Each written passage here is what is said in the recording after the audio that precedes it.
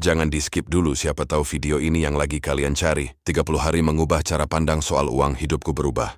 Hari itu aku sadar satu hal. Bukan karena aku tidak bekerja keras. Bukan karena penghasilanku terlalu kecil. Tapi karena caraku memandang uang salah. Selama ini aku selalu berpikir, kalau gajiku lebih besar, hidupku pasti tenang. Tapi kenyataannya, setiap kali penghasilan naik, pengeluaran ikut naik. Setiap ada uang lebih, selalu ada alasan untuk menghabiskannya. Dan anehnya aku selalu merasa kurang. Sampai akhirnya aku mencoba satu eksperimen sederhana. 30 hari. Bukan untuk mencari uang tambahan. Bukan untuk bisnis baru. Bukan untuk investasi besar-besaran. Tapi hanya untuk mengubah cara pandangku soal uang.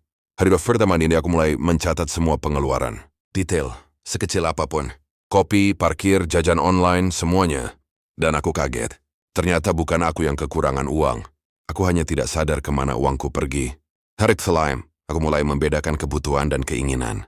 Dan ternyata, banyak sekali keinginan yang selama ini aku samarkan sebagai kebutuhan. Hari ke-10, aku berhenti membandingkan diri dengan orang lain. Media sosial membuatku merasa tertinggal. Padahal setiap orang punya timeline berbeda. Hari ke-15 aku mulai belajar menunda kesenangan.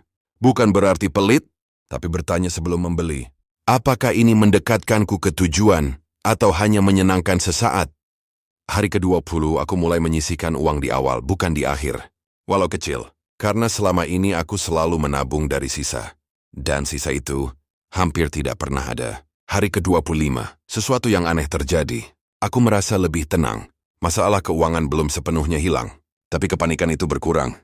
Dan ternyata, ketenangan itu mahal. Karena saat tidak panik, aku tidak membuat keputusan impulsif. Aku tidak belanja karena stres. Aku tidak menerima tawaran hanya karena takut ketinggalan. Hari ke-30 aku sadar, uang bukan tentang jumlahnya dulu, tapi tentang kedewasaan kita saat memegangnya.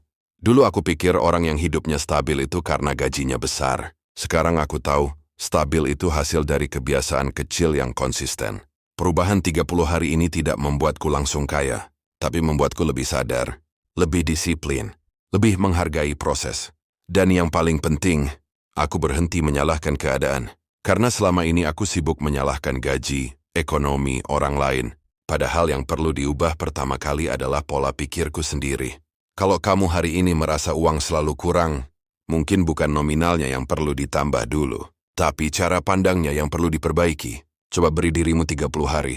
Bukan untuk menjadi kaya, tapi untuk menjadi lebih bijak.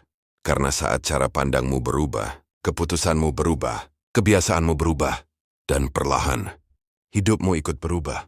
Kalau kamu siap memulai 30 hari versimu sendiri, tulis di komentar. Aku siap berubah. Jangan lupa juga like and subscribe. Dan kita mulai dari hari ini.